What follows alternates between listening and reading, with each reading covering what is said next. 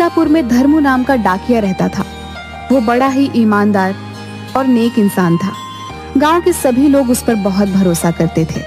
गांव के जितने भी लोग थे सब धर्मू डाकिया से ही पत्र भेजते थे, क्योंकि वो समय पर पत्र पहुंचा देता था। अरे धर्मू भैया, कैसे हो? बढ़िया हूँ बहन, आप बताएं कैसी हैं? सब बढ़िया है भैया। आपने मेरे बेटे का पत्र मुझे समय से पहुंचाया था, बड़ी मदद मिली हमें। मेरी बहू को अभी बच्चा हुआ है, उन्हें मेरी जरूरत थी। अगर जल्दी से पत्र नहीं मिलता तो उन्हें बड़ी दिक्कत होती शहर में अकेले बच्चा संभालने में। धन्यवाद आपका। अरे बहन, ये तो मेरा फर्ज था, कोई बात नहीं। इतना कहकर धर्मू वहां से आगे चला जाता है। मीरा दीदी, आओ बाहर आओ, तुम्हारा पत्र ले आया हूँ। लाओ भैया, आपका बहुत बहुत धन्यवाद। मेरे पति इतनी दूर फौज में काम करते हैं। अगर तुम ना होते तो मैं कैसे उन तक अपना पत्र भेजती और कैसे उनके पत्र मुझे मिल पाते। अरे दीदी, यही तो मेरा काम है। जो अपने परिवार से दूर रहे हों उनको पत्र के जरिए मिलाना। धन्यवाद भैया। उसके गांव में एक सुरेश नाम का आदमी रहता था। सुरेश भी धर्मू को जानता था, पर उसने कभी भी किसी को कोई पत्र नहीं भेजा था। एक दिन सुरेश बहुत ही दुखी था, क्योंकि उसकी माँ बहुत बीमार थी और शहर के सरकारी अस्पताल में एडमिट थी। वो बहुत दुखी होकर पेड़ की छांव में अकेला बैठा हुआ था। तभी वहां से धर्मू गुजरा। क्या हुआ सुरेश भाई? कुछ नहीं धर्मू भैया, माँ बहुत बीमार है और शहर में एडमिट है। मेरी बीवी उनके साथ वहीं है। फसल कटने वाली है, इसलिए मैं नहीं जा सकता, वरना इलाज के लिए पैसा कहाँ से आएगा। मैं अपनी माँ के लिए एक पत्र लिखना चाहता हूँ, पर मैं कैसे लिखूं? मुझे लिखना पढ़ना तो आता नहीं है। अरे तो तुम परेशान क्यों हो? मैं हूं ना, मैं तुम्हारी मदद करता हूँ। रुको, मैं अभी वापस आता हूँ और तुम्हारा पत्र लिखवाता हूँ। इतना बोलकर धर्मू वहां से चला गया, क्योंकि उसे एक दो पत्र बहुत जल्दी में पहुंचाने थे। सुरेश वहीं पर बैठकर धर्मू डाकिया का इंतजार कर रहा था।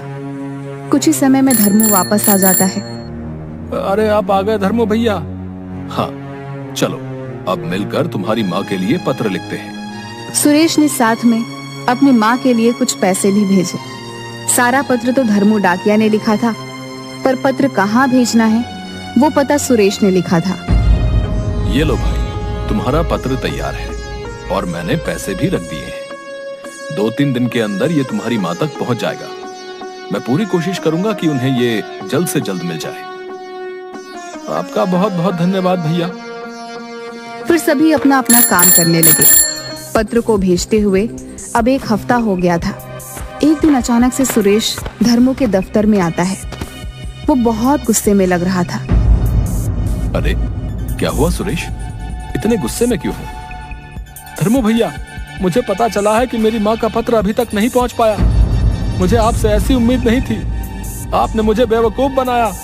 मैंने आप पर भरोसा करके पैसे दिए थे। आपने मुझे अनपढ़ गरीब के साथ ठीक नहीं किया। ये सुनकर धर्मू डाकिया दंग रह गया। अरे अब नहीं भैया, मैंने ऐसा कुछ भी नहीं किया। आपको कोई गलतफहमी हो रही है। सुरेश धर्मू की आगे की बात सुने बिना ही अपनी आंसुओं को पोंछते हुए वहां से चला गया। अगले दिन गांव के सरपंच सुबह सुबह ही धर्मू डाकिया के घर पहुंच जाते हैं। अरे धर्मू, तुमने क्या किया भाई? हैं? हमारा इतने सालों का भरोसा तुमने तोड़ दिया, वो भी थोड़े से पैसे के लिए। क्या सरपंच जी, आप ऐसा कैसे बोल सकते हैं? ऐसा कुछ भी नहीं हुआ। मैंने तो अपनी तरफ से पत्र आगे पहुंचा दिया था और ये भी कहा था कि इसे जल्दी से जल्दी पहुंचाना है। मैं नहीं समझ पा रहा हूं कि आखिर हुआ क्या। तो फिर सुरेश की माँ का पत्र और पैसे कहाँ गए भैया? हैं? अगर तुमने कुछ नहीं किया तो? मुझे खुद भी नहीं पता कि आखिर हुआ क्या है। आप मुझे एक मौका दीजिए, मैं पता करता हूं कि आखिर हुआ क्या है।